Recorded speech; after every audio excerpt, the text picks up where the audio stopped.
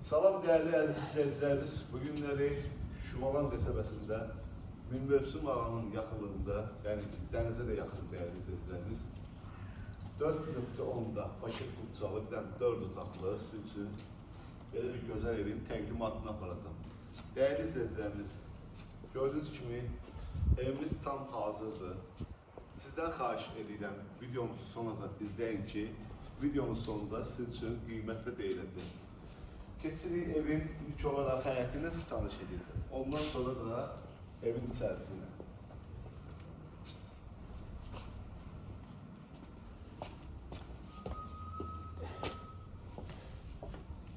Değerli izləyicilərimiz, evimizin yan tərəfində gözəl bir baseyni, pisetkası, mangalxanasına kimi hər bir şeyi yer bilər.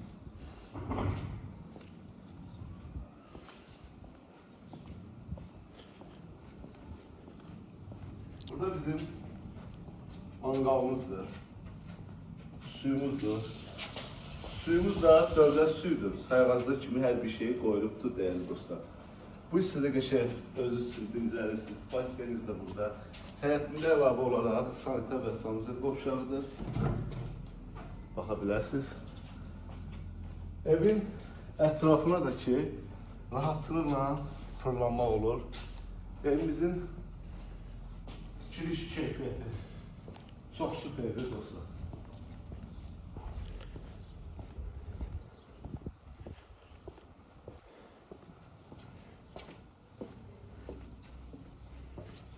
Girişdə də ki jalüz qapımızdır, adliyyəli giriş qapısıdır.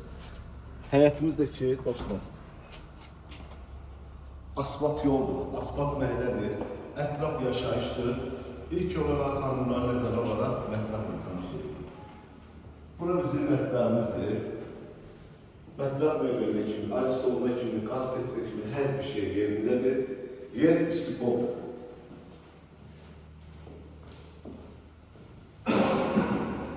Bu hissədə bizim qonaq otağımızdır, beşi.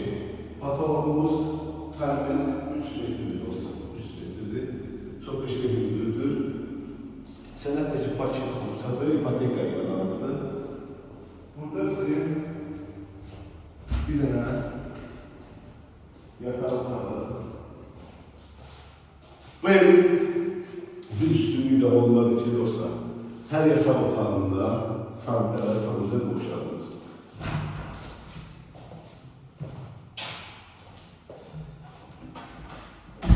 Əlavə olaraq koridorda da sanitar və sanuzet qovşağıdır. Burada da ikinci yatak otağıdır. Bu yatak otağında da sanitar və sanuzet qovşağıdır.